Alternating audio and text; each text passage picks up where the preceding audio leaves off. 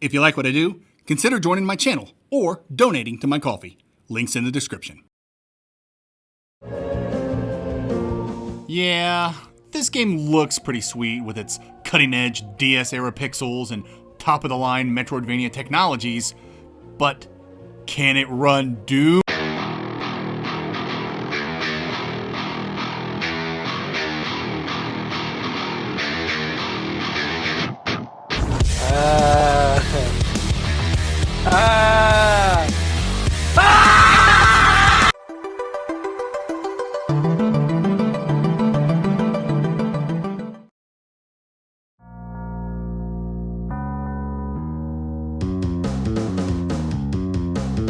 If you're watching this video on the day it drops, October 31st, 2025, then you're witnessing the convergence of three horrifying events. All Hallows Eve, Los Aguizotes for my Nicaraguan viewers, and Toziuha Night. What's Toziuha Night? Glad you asked. It's a Metroidvania starring Xandria, an iron alchemist with a chip on his shoulder and a hit list that includes Lord Dracula himself. Toziuha Night is also an in-game event that occurs on the last day of October, when chaos is unleashed and darkness is at its strongest. Halloween, Los Aguizotes, and Toziuha Night all colliding tonight? That can't be good for humanity. But you know what is good for humanity? This freaking game. As Xandria, you're tasked with taking down your former tormentor, Johannes, a man backed by an entire cult of alchemical zealots. Fail, and he'll likely destroy the city and probably the world. No pressure. It's a tale of trauma, revenge, and a whole lot of demon slaying. Perfect festivities for such a cursed night. But do all these elements make for perfect alchemy, or is spending time on this adventure a violation of the law of equivalent exchange? Combat. Oh, a baby. This is a hard game, boys. I'm talking 2, maybe 3 hits, and you're toast. And with so few defensive options out the gate, Toziuha Night's a tough sell for players who aren't here for pain. But I've got good news for you. There's an easy mode, and I highly recommend it. Normal difficulty will kick your ass no matter how good you think you are. If you like that challenge, great. Stay on normal and get your ass kicked to your heart's content. But for gamers who aren't playing Metroidvanias for that kind of stress, easy mode will also kick your ass, just more gently. Enemy damage is way more reasonable. Don't expect a cakewalk though. I was stuck on one boss for almost an hour. On easy mode. Trust me, there's no shame in playing Toziuha Night on easy. You'll still get your ass kicked. It'll just be a much more reasonable ass kicking. But by all means, try the game on normal first if you want. If things get too spicy, you can buy a piece of cake from the shop that lowers the difficulty whenever you need. That's what I did when I felt absolutely helpless against the giant bat boss. I probably could have beaten him on normal, but he was blocking my fast travel. In Metroidvanias, I usually walk away from tough fights and come back later, but I wasn't about to let this jerk keep me from fast travel. Of all the criticisms I have for this game, this is the strongest one. Locking fast travel behind a brutal boss is a dick move. But you know what? I respect it. Okay, with difficulty out of the way, how's the general combat? In a phrase, old school, but not too old school. You stop in place when you whip, and if you're button mashing, you'll crack it multiple times unintentionally. It's stiff and a little clunky, but it was obviously done intentionally as a throwback. Thankfully, Xandria's aerial movement doesn't follow this old school mentality. She glides through the air without any of that Belmont stiffness. And while her starting evasive option, a backdash, is fine but limited, by mid-game, she's moving like a modern MV protagonist with a forward dodge roll and air dashes, both with iframes. But as old school tradition demands, knockback in the air sucks. And some enemies knock you back with comedic force, which also sucks. Especially because enemies respawn when you re-enter a room, and these brutes will launch you out of rooms to resurrect all their buddies. My advice? Don't get hit. Toziuha Night's big hook is its alchemy system. Xandria's alchemy comes in 2 flavors, alloy and action. Alloy lets you infuse your whip with elemental damage. Fire, ice, lightning, you name it. So your basic attacks hit harder. Actions are your spells, also tied to elemental affinities, and they pack a punch. And where elements go, so do weaknesses and resistances. So if you want to survive, you'll need to think like an alchemist. Smart elemental usage isn't just helpful, it's vital to victory. The system's generally fine, but there's one big catch. Equipping an alloy means every regular attack drains mana, and you'll run out fast. I really wish there were a button to toggle alloy attacks, something to help conserve mana, because your actions also rely on the same pool. And mana? It recharges painfully slow. It's not unusual to be dry for long stretches unless you burn a consumable. So while elemental strategy is cool in theory, in practice, it often feels like you're rationing magic just to stay functional. Consumables are your friends in Toziuha Night. Between healing, topping off mana, and curing status effects, you'll be diving into the menu a lot. Unfortunately, the menu UI isn't great. You can't organize your items, so finding what you need can be a pain, especially when swapping alloys and actions. To help with this, the game offers a loadout system. 3 presets you can toggle at any time, but mid-fight swapping never felt smooth. You have to hold a face button and shuffle with the bumpers.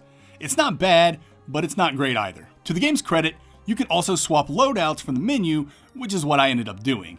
There's just something about a 2-button press method for swapping that never sat right with me. Anyway, back to consumables. If not for the sheer abundance of healing items, I don't think I would have beaten this game as quickly as I did. Even on easy mode, these bosses can be brutal. Half the fight was just me chugging potions, downing beer, and stuffing my face with pastries. Just like in real life. The bosses overall are pretty solid. They start out basic, but once you unlock more evasive options, the fights get way more involved. Some of these a-holes fill the screen with their BS. Even on easy, I had to get good and learn their patterns. And when I couldn't, I just drank my troubles away. Most of my money went to restocking potions, beer, and pastries. Just like in real life. Seriously though, I had a lot of fun with these bosses. They're tough, a little tanky, but with some experimentation and smart alchemy to exploit their weaknesses, you can even the odds. Another game changer is Xandria's ability to control blood. As she attacks, she collects blood from enemies, and once she's gathered enough, you can hold up an attack to unleash a devastating whip strike with massive reach. Timing this move is where a lot of the boss fight fun lives. I loved weaving through attacks, waiting for that perfect window to wind up and smack a boss with a blood-soaked whip crack. But be warned, it's got a hefty wind up and can be interrupted, so you've got to be careful. Risk reward at its finest. That's it for combat. Toziuha Nights delivers a combat experience that's punishing, strategic, and surprisingly deep.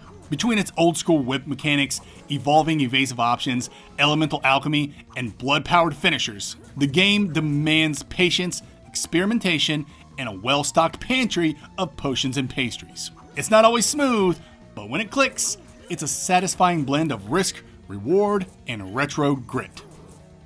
Abilities. Platforming.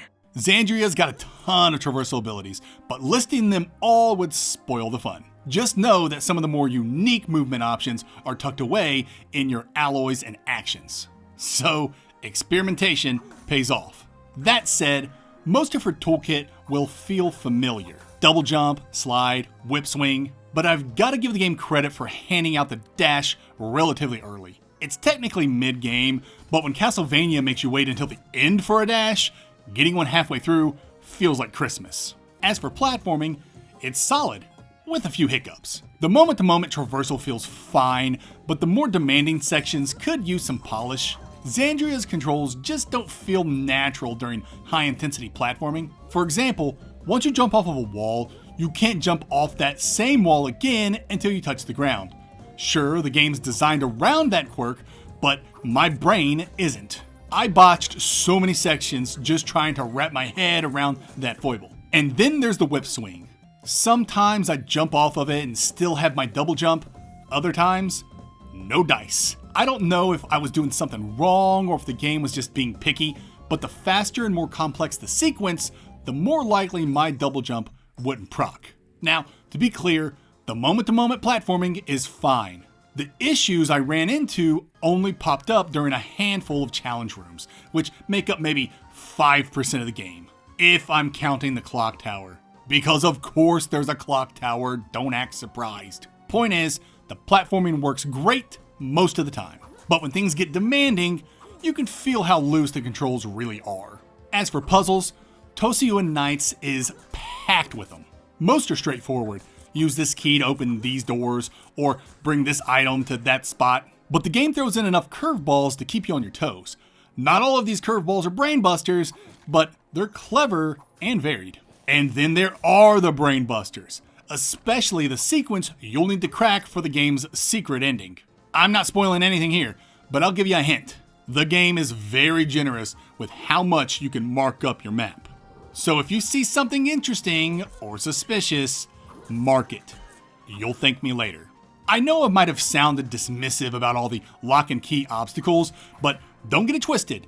Toziuha Nights uses the trope to great effect. These doors are designed to live rent-free in your head, teasing you throughout your journey. And the reward behind them? Always worth it. So yeah, I got a huge dopamine hit every time I found the door, and an even huger hit when I found the key. It's the simple things, done well, that leave the biggest impact. That's it for this section. Traversal, platforming, and puzzles in Toziuha Nights strike a satisfying balance between genre familiarity and clever surprises. While a few control quirks and challenge room hiccups frustrate, the game's movement variety, puzzle design, and dopamine-fueled key and item hunts more than make up for it. It's a journey built on curiosity, experimentation, and the joy of unlocking what's just out of reach. Progression. Toziuha Nights' progression is pretty interesting. On the Metroidvania spectrum, it leans more Igavania than Metroid-like. Sure, you'll find items that boost Xandria's stats, but you'll also pick up gear and accessories that also increase her stats, as well as grant buffs. Xandria even levels up by killing enemies, though don't expect a skill tree. Leveling just bumps your stats. The one thing keeping this game from being a full-on Igavania? Weapon variety.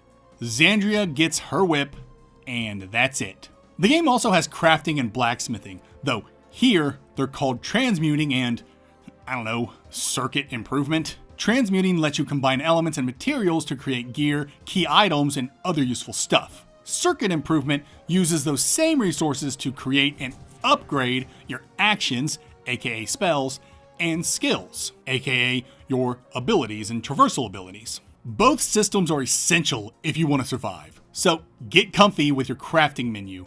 It's not optional. As for the economy, you collect cash and spend it at a couple of shops. These are where I stocked up on potions, beer, and pastries. The holy trinity that pretty much carried me through the game, even though I was on easy mode. I'm telling you, this game's difficulty is no joke. Shop inventories expand as you complete specific side quests, and there's a good variety of side quests here. Fetch quests, investigative tasks, even a map-wide hunt for special locations. These quests are fun to work out and serve as solid distractions from all the demon slaying. That's it for this section.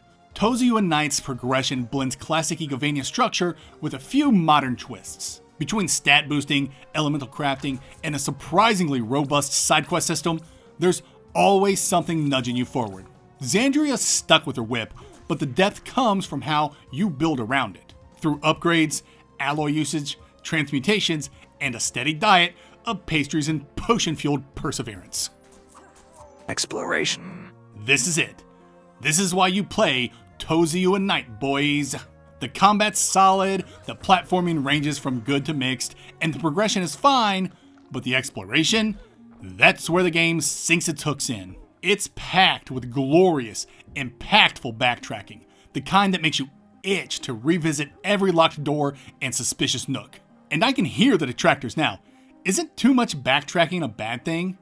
Sure, if you do it wrong, but Toziuha does it so right. The game ability teases you constantly, tempting you with inaccessible ledges, cryptic objects, locked doors, mysterious locations, and tantalizing secrets. You'll hit roadblocks.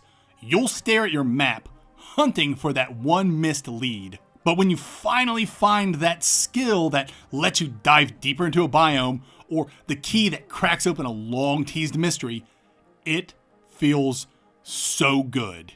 If you're a Metroidvanianer who lives for that steady drip of discovery, Toziuha will keep the dopamine flowing for its full 20-hour plus playthrough. So yeah, exploration is rewarding. Between stat-boosting items, hidden gear, side quests, and a glorious pile of dead ends just waiting for the right upgrade, Toziuha Night keeps you lost and guessing. And you might be thinking, wait, being lost is a good thing? Yeah, that's the whole point of a Metroidvania. We crave that mystery, we chase the thrill of discovery, and Toziuha is a masterclass in making players search for action. A lot of that magic comes from the game's excellent take on linear exploration that gradually gives way to extreme openness. Sure, there are non-linear sections with branching paths you can tackle in any order, but utility gates are everywhere, nudging you into a specific progression. There are plenty of moments where you just can't move forward without a particular skill or key. But once you find what you need, it's like a floodgate opens. Suddenly, you go from having nowhere new to explore to juggling half a dozen leads across the map. Now, you might be thinking, isn't that normal for Metroidvanias? And the answer is yes. But Toziuha Night does it so freaking well. Once you find the skill or item you need, most MVs give you 1 or 2 critical leads to chase down, and maybe a handful of non-critical leads for optional rewards. All good stuff. But Toziuha? It can unlock several critical and non-critical leads all at once, just from finding that one missing skill or key. Its exploration isn't addicting because it reinvents the genre. It's addicting because it nails the fundamentals and scales them beyond what most Metroidvanias even attempt. If you love racking your brain to figure out where to go now that you've got the thing, Toziuha delivers those moments in spades. Just know, there's a lot of ground to cover, so mark up that map every chance you get to make the most of your backtracking endeavors. You'll thank me later. Speaking of the map, it's good. Nothing fancy. It's a blocky layout in the tradition of classic MV maps, automatically pinning save points and fast travel spots. Fast travel itself is a waypoint system that does exactly what you'd expect. Well, it's a train, and that's kind of cool. And that'll do it for this section. I'd love to gush about the cooler moments in exploration, but most of them are spoiler territory. The best way to describe the game's exploration? You'll be constantly discovering things and getting stuck and unstuck.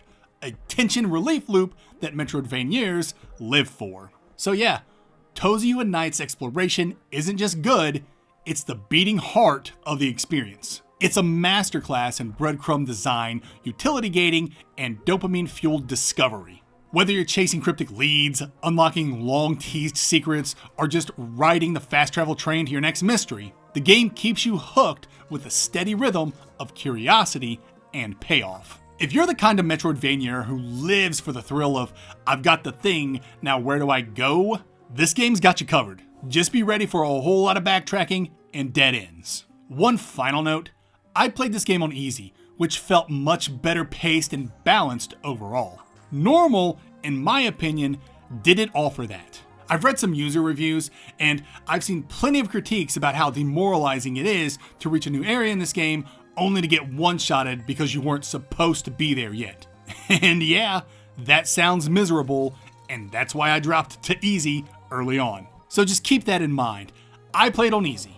Your experience on normal might be very different. Atmosphere, narrative.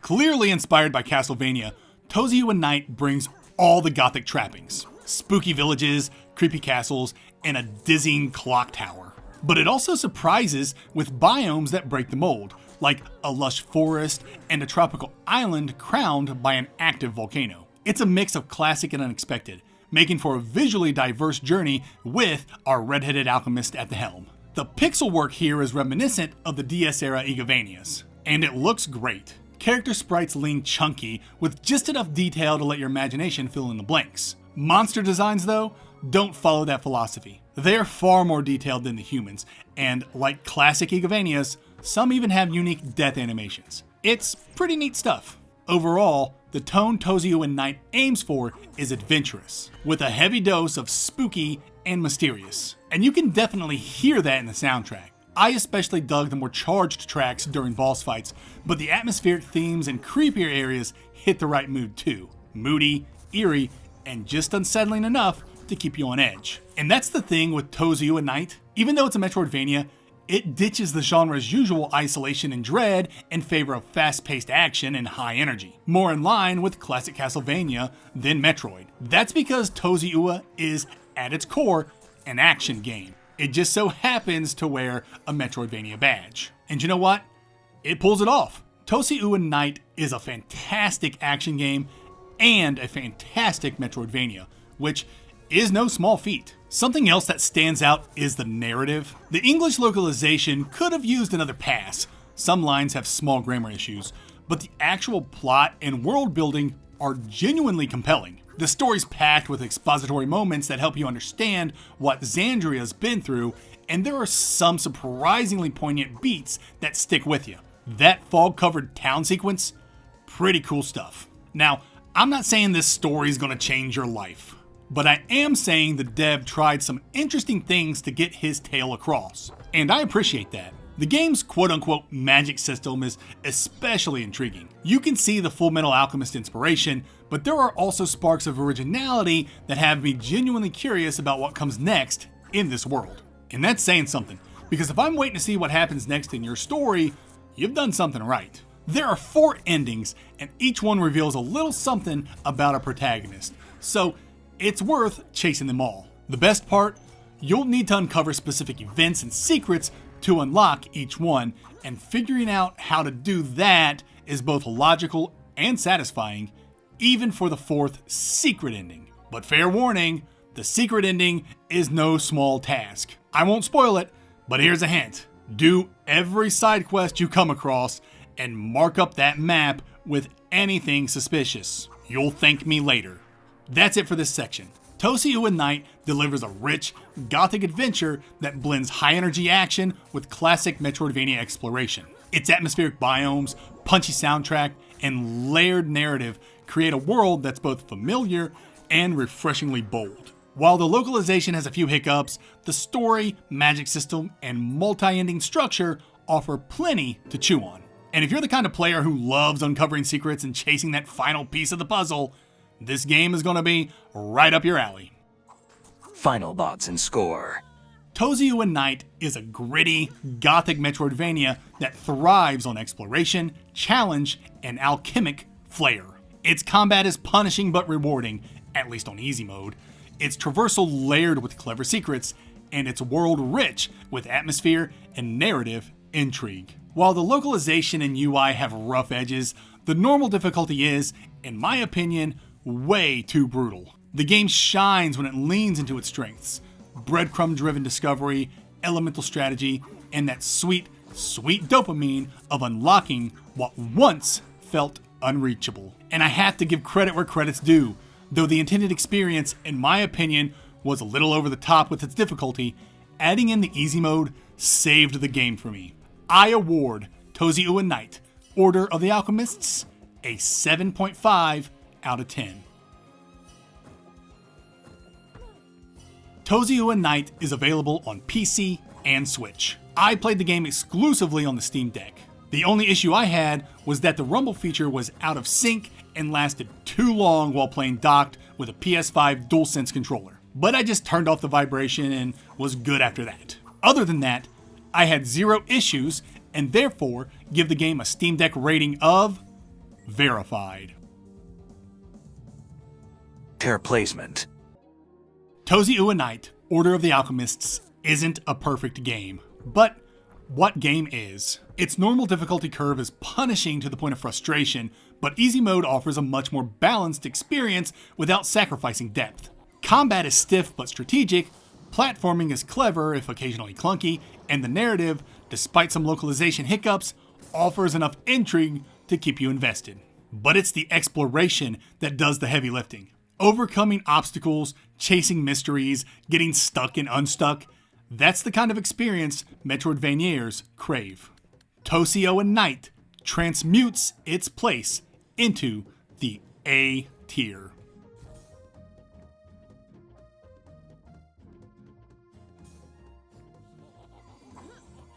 Maybe that's controversial, maybe normal mode is too imbalanced, but easy mode hit that sweet spot between challenge and playability.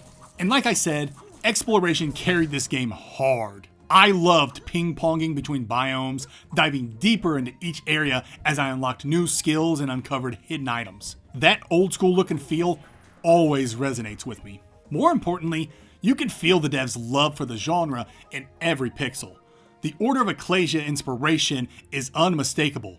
That's probably why the game's so f***ing hard. And the path to the secret ending is a lot. But man, was it cool and exactly what I wanted to send this adventure off. This is a game for Metroidvaniers who live to mark up maps, love that itchy feeling in the back of their brain as dead ends stack up, enjoy getting stuck and unstuck, and celebrate earning their victories one potion chugging boss fight at a time. Toziuha Night doesn't reinvent the genre, but it nails the fundamentals and adds just enough alchemic spice to stand out. I just don't see someone who loves Metroidvanias not enjoying this game. But I'm sure there are some detractors out there willing to make a liar alchemy.